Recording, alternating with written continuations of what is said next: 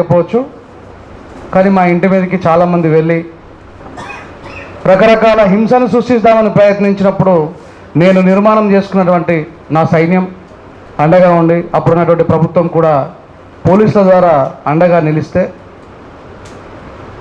ఈ కుల నిర్మూలన పోరాట సమితి ఆలోచన విధానాలు కలిగిన వాళ్ళు చాలామంది నేను అప్పుడు గమనించాను. అన్ని సంఘాలు నేనే ఎంతోమందికి అన్యాయం జరిగితే పోయి న్యాయం జరిగే వరకు ఉండి పోరాటం చేసి న్యాయం జరిగేంత వరకు ఉండి పోరాటం చేసినటువంటి నాపై జరిగినప్పుడు నా కోసం అండగా నిలబడ్డ కొద్ది మందిలో కుల నిర్మూలన పోరాట సమితి కూడా ఉండడం నిజంగా గర్వకారణం.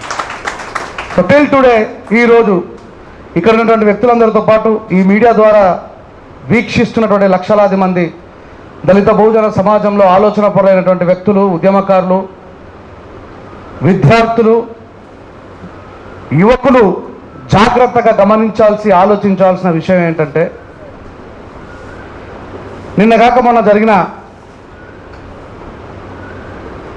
చెంచు ఈశ్వరమ్మ అలియాస్ భారతమ్మ, అట్లాగే ఆంధ్రప్రదేశ్లో కూటమి యొక్క సీట్లు పెరుగుతున్నప్పుడే, ఇంకా ప్రభుత్వం డిక్లేర్ కాకుండా ముందే కూటమి యొక్క ప్రాతినిధ్యం పెరుగుతున్నప్పుడే ప్రతీకార దాడులు జరిగినాయి. ఇందాక గౌరవనీయులు హైకోర్టు న్యాయవాది అన్నగారు మాట్లాడుతూ చెప్పిన దాంట్లో ఎవడు తమ యొక్క బల ప్రదర్శన చూయించుకోవాలనుకున్నా దళితుల్ని కొట్టడం ఒక ఎజెండాగా ఎంచుకున్నారు. మిత్రులారా, నిజంగా ఒకవేళ ఆ ప్రభుత్వం చేసినటువంటి గత పొరపాట్లను వీళ్ళు ఎత్తి చూపాలనుకుంటే అక్కడ ఉన్నటువంటి వైఎస్ఆర్సీపీ ఎమ్మెల్యేల మీదనో లేకపోతే వాళ్ళు చేసిన అన్యాయాల మీదనో ఈ ప్రభుత్వం వారు మాట్లాడాలి. కానీ ఓటర్లు అయినటువంటి దళితుల మీద, దళిత పేటల మీద, మాలపేటల మీద, మాదిగ పేటల మీద దాడి చేసి వాళ్ళ యొక్క బల ప్రదర్శన చేస్తూ ఉన్నారు. నేను ఈ సందర్భంగా ఒకటే మాట్లాడుతున్నా, ఇంకా ఎన్ని సంవత్సరాలు మనం ఇట్లా సత్తు బతుకుదాం? వీక్షిస్తున్న మీరు కానీ, సభలో ఉన్నటువంటి వీళ్ళు కానీ ఎవరైనా శాశ్వతంగా బ్రతకడానికి భూమి మీదకి రాలేదు. మరణం అనేది నిరంతరం మన జేబులోనే ఉంటుంది, మన వెంటే ఉంటుంది. వీళ్ళని ఈరోజు ఎందుకు స్మరించుకోవాల్సి వచ్చింది? వాళ్ళు పోరాటంలో బలైపోయారు, వాళ్ళు అక్కడ ప్రశ్నించారు కాబట్టే అక్కడ ఉన్నటువంటి పెత్తందారులు వీళ్ళపై దాడి చేశారు. ఎక్కడైతే ప్రశ్నించే తత్వం ఉండదో అక్కడ బానిసత్వం ఉంటుంది, ఎక్కడైతే ప్రశ్నించే తత్వం ఉంటుందో అక్కడ పోరాటం ఉంటాయి, దాడులు ఉంటాయి. ఈ 39 సంవత్సరాల ఈ చరిత్ర మనకి ఏం చెప్తుంది? సుదీర్ఘమైనటువంటి 23 ఏళ్ల పాటు పోరాటం కొనసాగిందంటే ఈనాడు ఉన్నటువంటి ఔలా ఉద్యమకారులు, దుర్మార్గులు, ద్రోహులు, జాతి ప్రజలను మోసం చేసేటువంటి నాయకులు ఉద్భవిస్తున్నటువంటి ఈ సందర్భం ఎలాంటిది? మరి 23 సంవత్సరాల సుదీర్ఘ పోరాటాన్ని చేసి ప్రజాకోట్ని వేయించగలిగినటువంటి ఆనాటి ఐక్యత ఎంత గొప్పదో ఒకసారి ఆలోచించాలి. ఆ రోజులు తిరిగి వస్తాయా లేవా అనేది పక్కన పెడితే, నేను ఒక చిన్న పిల్లగానైనప్పటికీ కూడా ఉద్యమకారుడుగా గ్రౌండ్లో రియాలిటీ తెలిసిన వ్యక్తిగా నేను ప్రజలలో నిరంతరం ఉంటున్నా. ఈ ప్రజలు ఏ సామాజిక ప్రజలైతే నిరంతరం దాడులకు గురవుతున్నారో ఆ సామాజిక ప్రజలకి నేను చెప్తుంది ఏంటంటే, మనల్ని ఉపయోగించుకొని మోసం చేస్తున్న నాయకులు ఎటువైపు ప్రయాణం చేసినా వాళ్ళ వెంటుక కూడా మనం పీకలేకపోతున్నాం, నోరు మూసుకుంటాం. మళ్ళీ ఇంకో నూతన నాయకుడు వస్తే ఆయన వెనకాల నడవాలనేటువంటి డిఫెండ్ మైండ్ సెట్తో మనం ఉన్నాం. కాబట్టి వస్తున్న ప్రతి నాయకుడు మనల్ని మోసం చేస్తూ ఉన్నాడు. ఓపెన్గా చెప్తా ఉన్నా, నాయకులు అని పిలువబడుతున్న దశాబ్ద కాలం జాతులను ముందుకు నడిపిస్తున్న వాళ్ళుగా నిర్మాణమైన వాళ్ళు పోయి మనవాదం యొక్క సంఖ నాకుతూ వాళ్ళ కాలు మొక్కుతున్నటువంటి సందర్భంలో, ఒకవేళ నేను నేర్పినటువంటి సిద్ధాంతం ప్రకారం నేను నడవకపోతే, నేను నడిపించిన బాటలో, నేను చూపించిన బాటలో నేనే నడవకపోతే రేపు ప్రొద్దున ప్రజలందరూ నన్ను రాళ్లతో చెప్పులతో కొడతారనేటువంటి భయాన్ని మనం వాళ్ళకి ఇవ్వకపోవడం వల్ల ప్రతి ఒక్కడు మన సిద్ధాంతాన్ని, మన ఆలోచనని, మన త్యాగాన్ని తీసుకుపోయి తూకం వేసుకొని తరాసుగా అమ్ముకుంటున్నాడు. మిత్రులారా, ఆ భయం ప్రజల నుంచి రావాల్సినటువంటి అవసరం ఉంది.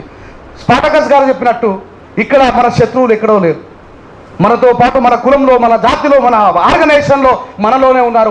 ముందుగా మనం నిర్మూలించాల్సింది మన దగ్గర ఉన్నటువంటి దుర్మార్గులని. ఇది ఖచ్చితంగా నిర్భయంగా చెప్తా ఉన్నా.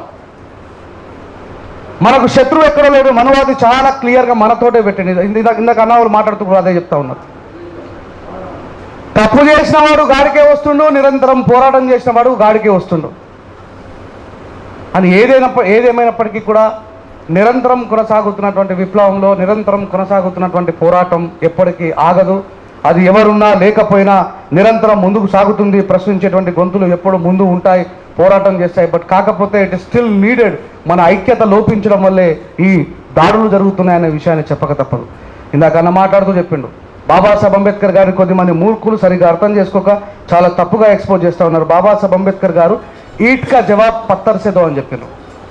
ఈట్ కా జవాబ్ పత్తర్ సే దో అన్నాడు. అంటే ఒక ఇటుక ముక్కతో నిన్నెవడైనా కొడితే తిరిగి నువ్వు బండరాయితో కొట్టమన్నాడు. బాబాసాహెబ్ అంబేద్కర్ చేతులు కట్టుకొని ఇంట్లో కూర్చొని గాంధీ గారి వీళ్ళంతా అంబేద్కరిజం పేరు మీద ఉన్నటువంటి గాంధీవాదులు, దే ఆర్ నాట్ అంబేద్కరైట్స్. నేను ఓపెన్గా చెప్తా ఉన్నా.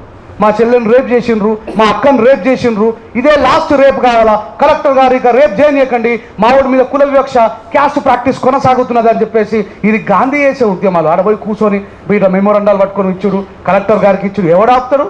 తంతే తిరిగి తగినప్పుడే కదా ఆగేటి. అంటే లోగడ జరిగినటువంటి ప్రతి పోరాటంలో కూడా మనం ఇది చూసుకోవచ్చు. భయపడుతూ ఉంటే భయపెడతానే ఉంటారు. కానీ నేనైతే ఒకటే అల్టిమేట్ స్టేట్మెంట్ ఇవ్వదలుచుకున్న, చావు అనేది ఎప్పుడైనా సరే శాశ్వతమైంది. మనం బ్రతికి ఉన్న కాలంలో ఏం చేసినాం అనేది రాబోయే భవిష్యత్ తరాలకు ఆదర్శప్రాయమైనటువంటి జీవితాలు జీవించాలని నేను మనస్ఫూర్తిగా కోరుకుంటున్నా. వాళ్ళు ఆదర్శప్రాయమైనటువంటి జీవితాన్ని జీవించింది కాబట్టే 40 సంవత్సరాల తర్వాత కూడా వాళ్ళ గురించి మాట్లాడుతున్నాం. 1000 సంవత్సరాల క్రితం చనిపోయిన బుద్ధుడి గురించి, మార్క్స్ గురించి, లెనిన్ గురించి ఈనాటికి కూడా మనం మాట్లాడుకుంటున్నామంటే వాళ్ళు ఆదర్శప్రాయమైనటువంటి జీవితాన్ని జీవించారు.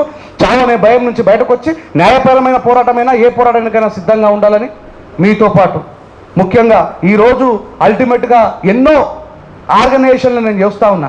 చాలామంది ఈ నిజాన్ని మాట్లాడాలంటే భయపడే స్టేజ్కి వచ్చింది.